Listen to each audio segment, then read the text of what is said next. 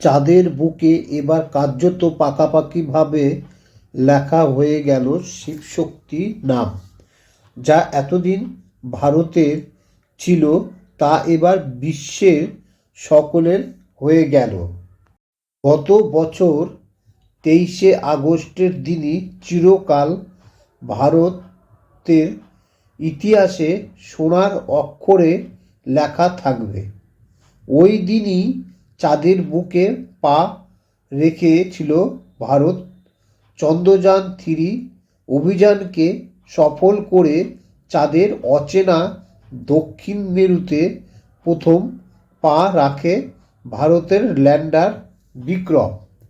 ভারতের সেই বিরল সাফল্যকে অভিনন্দন জানিয়ে প্রধানমন্ত্রী নরেন্দ্র মোদী ঘোষণা করেন, চাঁদের যে মাটিতে চন্দ্রযান-3 পদার্পণ করেছে তা শিবশক্তি পয়েন্ট হিসাবে বিবেচিত হবে।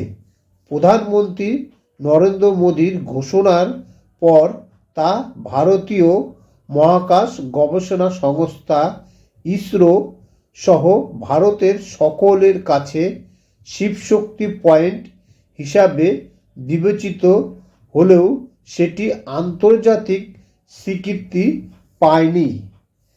ইন্টারন্যাশনাল অ্যাস্ট্রোনমিক্যাল ইউনিয়ন সেই নামে এখনও সিলমোহর দেয়নি।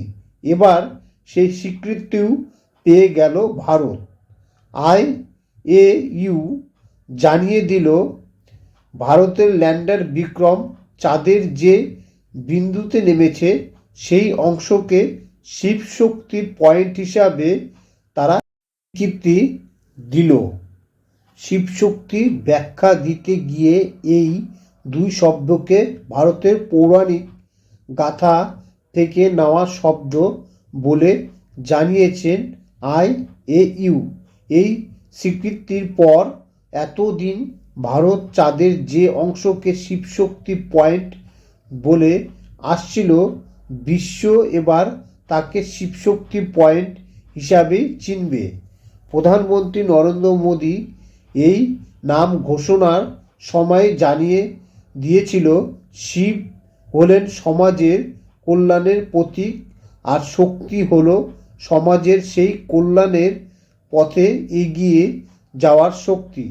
সেই শিবশক্তি পয়েন্ট এবার চাঁদের বুকে পাকাপাকিভাবে নিজের জায়গা করে নিল।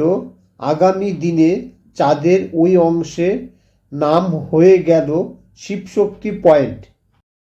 খবরটি যদি ভালো লেগে থাকে তাহলে পরে চ্যানেলটিকে অবশ্যই সাবস্ক্রাইব করুন। Thank you all.